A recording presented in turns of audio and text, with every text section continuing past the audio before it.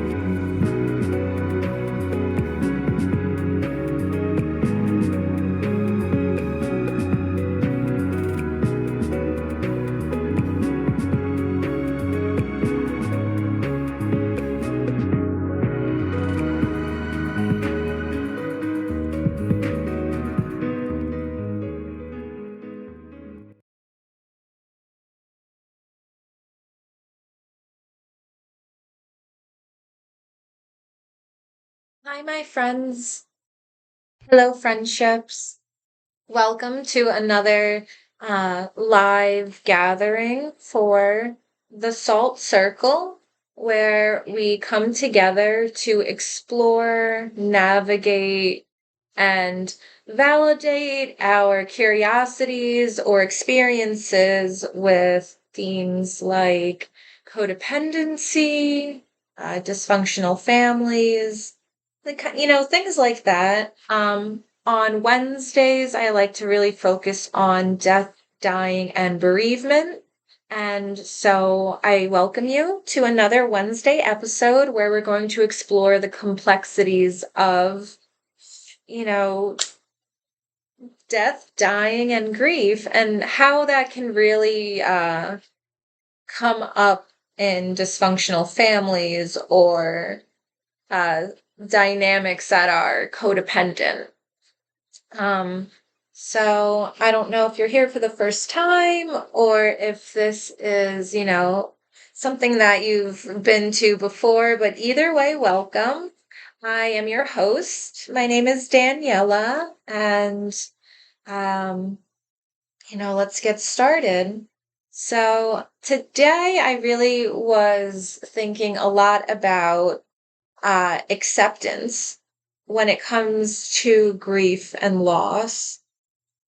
And, obviously when someone dies, you have to accept that. That's a fact. That's, an inevitable phenomenon that every living thing will go through. So the fact that it's something that's taboo, is one thing, but I think when you're dealing with death or someone dying, and that person is dysfunctional, it adds another layer of complexity to it that I don't think anyone is really prepared for. I don't think in our society, in America, we really prepare ourselves or, educate anyone about what to do if you or a loved one is going through an illness or an end of life, situation. And that's a shame, but that's not really what I was thinking about when it came to acceptance. So the best way for me to relate the things that go on in my head and the shadow work that I've been doing is by just I'm gonna just explain to you like I would if you were a friend, and like if you were here and you're like, hey, what the fuck is wrong with you? I'll be like, hey, okay, this is it. So I don't know. Grab some wine if you'd like. I'm okay on wine. But so when it comes to, for me, my grief, and there's so many different ways to feel grief, right? But, you can also feel grief when someone is still alive. And I think when you're dealing with someone who has an addiction or a really dysfunctional or toxic pattern of behaviors or lifestyle choices. They have they live in a way that cannot coincide with you, who is someone who's healing and trying to be healthy. So, um, sorry, I just heard my dog bark. But anyway,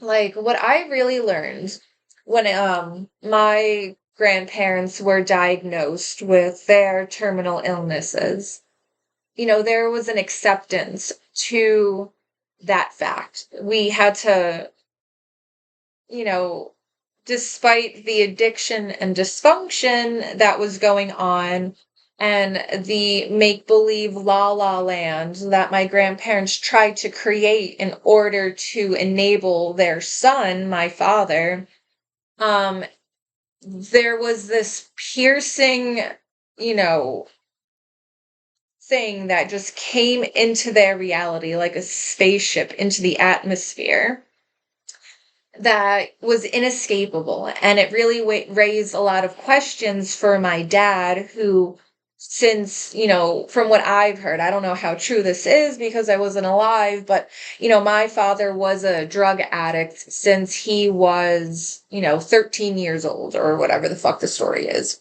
So there became a lot of, grief and mourning and realizations for, my grandparents as they receive their diagnoses or diagnoses, whatever whatever the word is. But there was also kind of, you know, grief and relief, I think, can, be tethered together, especially when it's a dysfunctional relationship or the person is someone who is, dysfunctional, we'll just say. And, you know, when there was this realization for my grandparents that we had, like when I say we, I mean me and my Aunt Donna, who was my grandfather, my grandmother's daughter, my dad's sister, there was, of course, like this stark realization of, okay, now your death is more in the forefront. Everyone knows that they're going to die eventually, but then to have a diagnosis, something that is on paper that says, hey, these symptoms that you've been ignoring for the last 20 years are actually COPD, that's pretty bad. And learning that after he had a heart attack and he had stents put in, and that he needs to be in oxygen. And then when it got to the point that it was obvious that the mourning or the realization didn't hit the drug addict, my father, and with when you're trying to be healthy and you see everything in an outside perspective and you're trying to remove yourself from this dysfunction, it was sad even more so to see, like, okay, this man, my father, when these people, his parents, really do die, the fact that he is not going to be able to accept it or function, like however that's going to play, you have to let it play out. And I think it was easier to think about my father's, end of life choices that he's made. All of his life has culminated into how he's going to inevitably experience the end of his life. You know what I mean? um, and that it wasn't going to be anything pleasant. Let's just say, as a lifelong drug addict and career criminal who has had mommy and daddy to enable him and get him out of prison and just, you know, finance all of his escapades to going to basically living on the street under a bridge in the Bronx, still as a drug addict. You have, I think it was easier for me and other people who knew of the situation to accept that. And then when my grandparents, kind of or passing away. Some people thought that my father might snap out of his addiction, or he might, realize the gravity of the situation and really want to take more of a hand in it. But I really I really believe that there is a point of addiction, no matter what kind of addiction it is. I really believe that there is a point where, there's no returning to just a normal person. I think after 40 odd years as a drug addict, just completely enabled to the brim, his parents, since he was, ever since he was a little kid, just he lived with his parents. His parents drove him everywhere, gave him money for prostitutes, would bail him out of jail, buy him cars, set him up in apartments. They would just pay for everything. And he would still just constantly fall into his drug habits because he didn't have to ever try, and my grandfather was really successful when he was younger. And, there's stories that grandpa bought my dad a tow truck company, and my dad just like still just continuously fucked up every chance given to him. And my grandparents were so afraid of their son dying or going to jail, so they just kept him. They wouldn't allow any, phones in the house because they didn't want anyone to call 911 because they didn't want their son to get arrested. You know, it was choices were made. And it got to the point where, my father's addiction, I really genuinely believe that he was never going to come back to being who he was or who he could have been.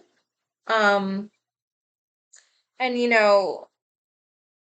I really think that at a certain point, he stopped being a person who had an addiction, or he had a behavioral problem, or he was coping for something. And I think it really turned into eventually just being solely dependent on narcotics. And it, he was just a 13-year-old drug addict. He never grew up. It was insane. It was no. Um, and it was easy to recognize that and accept that, right?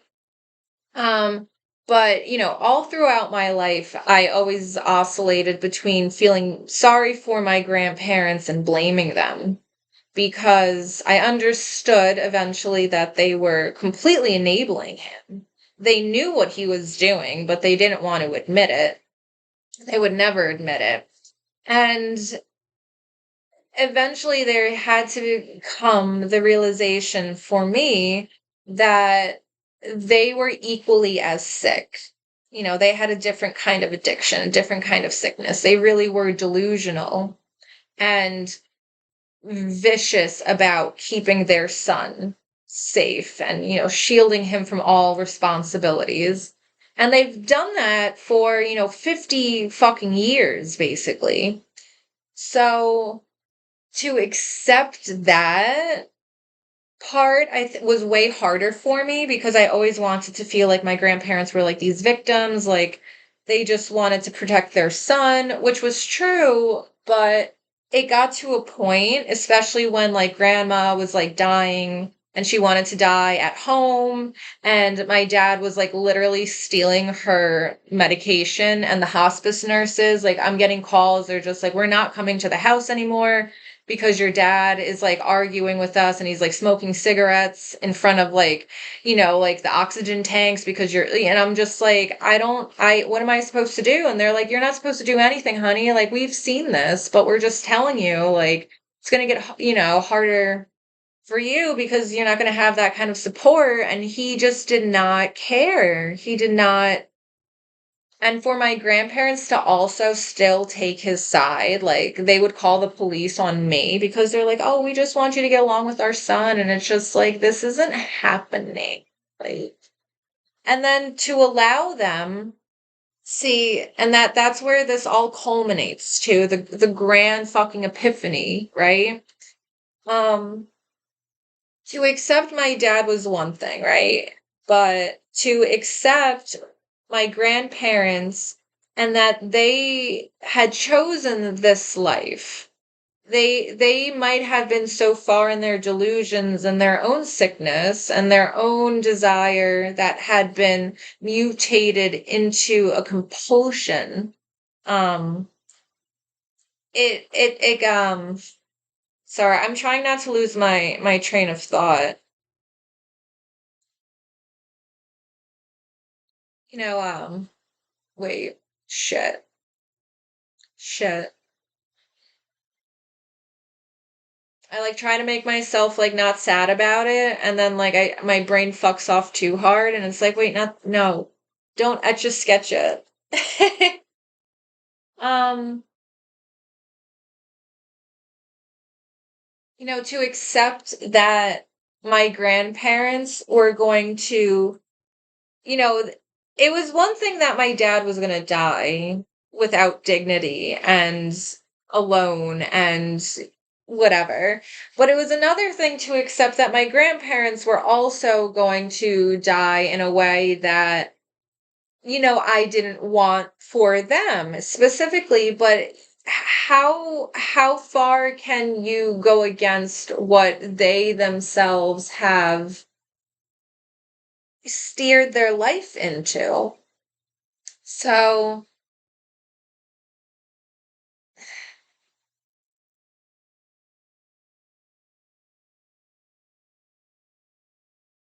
oh, sugar, there's my dog. He's okay. He's just outside.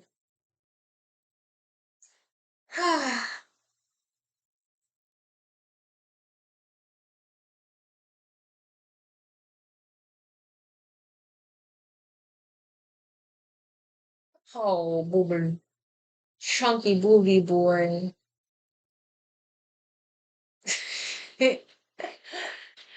Oh my goodness.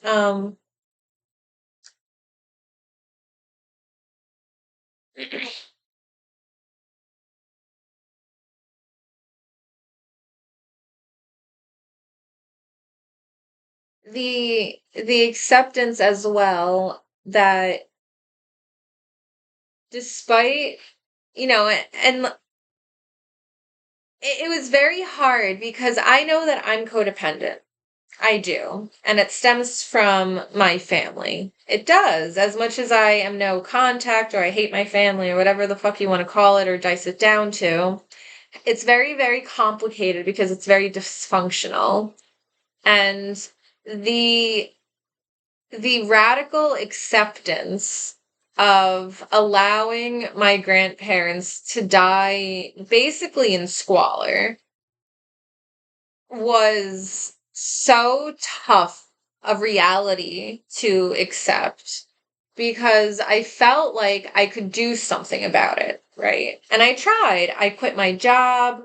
I moved in. I tried being this buffer between my father's addiction, my grandfather's enabling, grandma's death, grandpa's death, and now it's just, I don't even know what the fuck my dad is up to, but all I know is that like I don't even care. Um and that acceptance of, like all that I sacrificed obviously wasn't, I shouldn't have done it because these people have,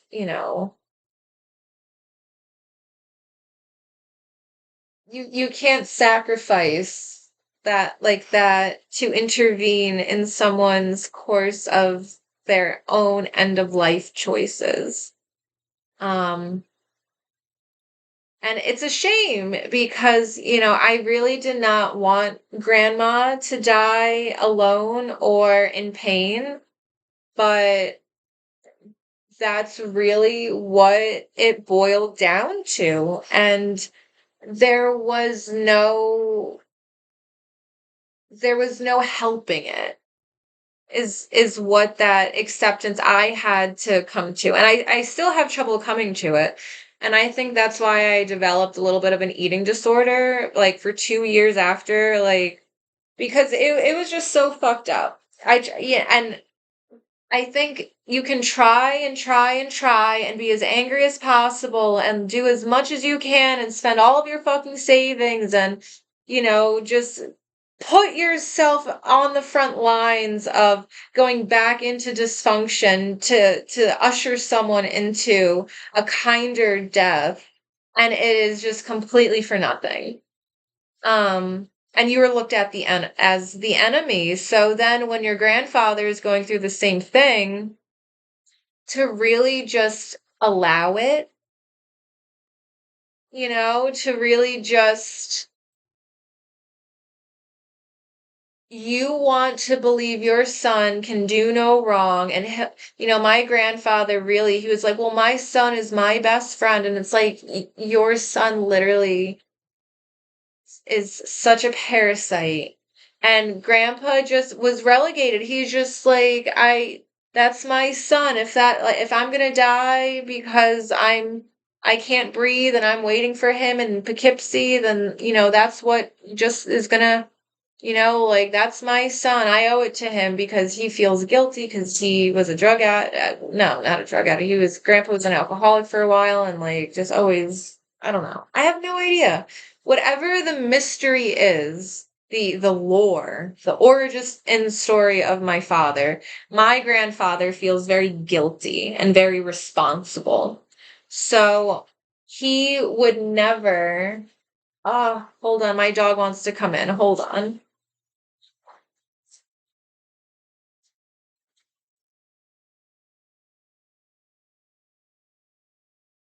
Watch out. Okay. So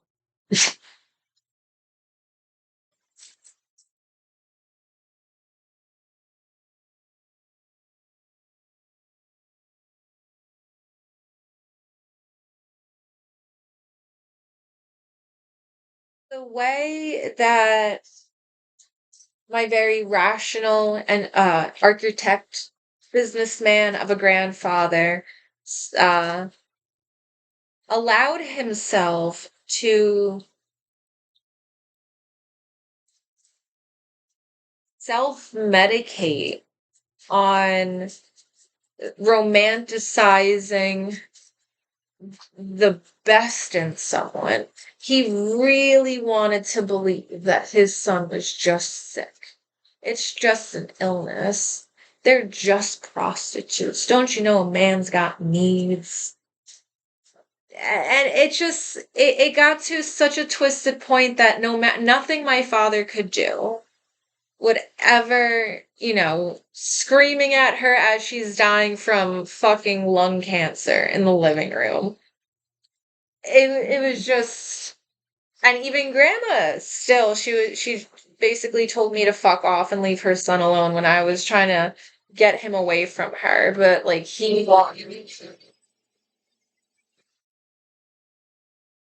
what? He just, like, wanted her cigarettes or he wanted a ride. I forget what it was. But it was just so fucked up how my grandparents would never give up their son, right? He could steal your car out of the driveway because he stole your keys and your wallet that you because you left it in the purse. You just left it in the kitchen. And it's still your fault, and they still would never admit that it was their son. Even if the footprints in the snow led back from the car that was crashed into the telephone right at the corner of the street and just walk, they still would not. So you have to accept that when they they were passing away, like, what could you really do to undo that level of devotion and delusion?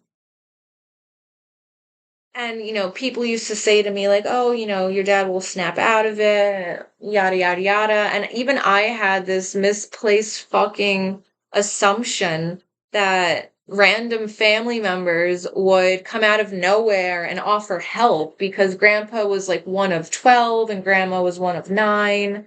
And nobody gave a shit. Nobody really helped because everyone else has already accepted what I've been too codependent and I guess close to the situation to really, I was just, slow to the learning of you have to allow people the lives that they want to lead.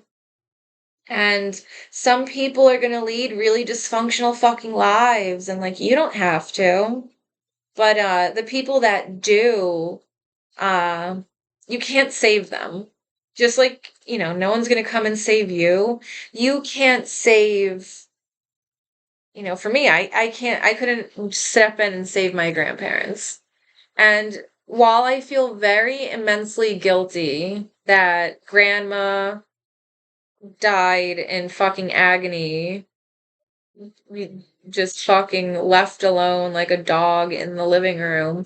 And grandpa honestly probably was lying on the floor for a few hours before he fucking finally died. But I don't fucking know. Because I wasn't there. And I mean, I cleaned his remains out of the carpet because we had to rent out the house. But, even that was easier to accept, I think, than the fact that grandpa wanted to die like that. I offered for him to move into my house or, I would pick him up and we would go anywhere, wherever you want to do, grandpa. We could drive around the country as long as you want. He did not want, he just always wanted to be around for his son. And while that was cute and everything, it was just like, then this is, so can you really prevent that kind of ending? He didn't want anyone there. He didn't want to leave.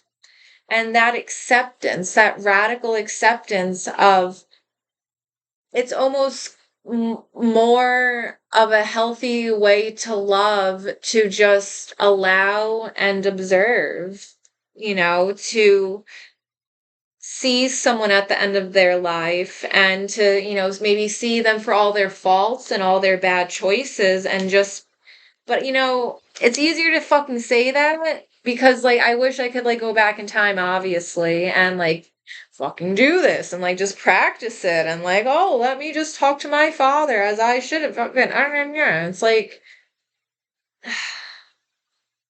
maybe that's why I'm just talking endlessly to you.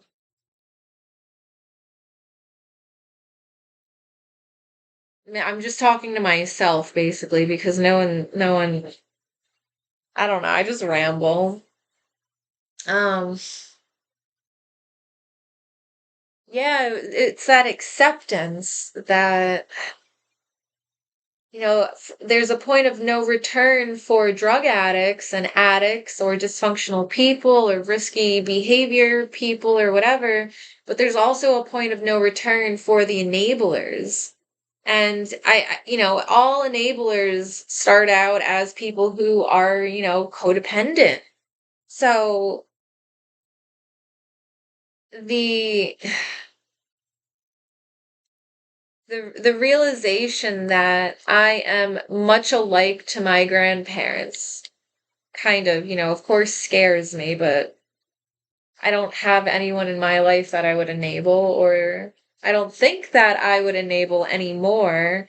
We can definitely discuss people that we have enabled in the past. I think that would be a really interesting topic. Um, the acceptance of loss. I'm really interested to see if anyone has any, thoughts on that or if anyone commented. So I'm just going to check the comments really quickly.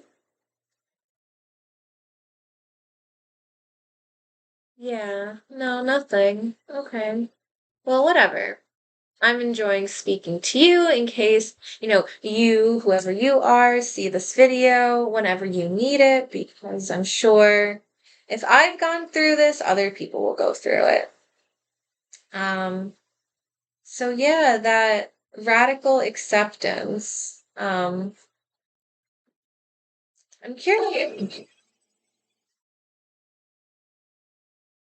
The dog is on the remote. Give me 1 second.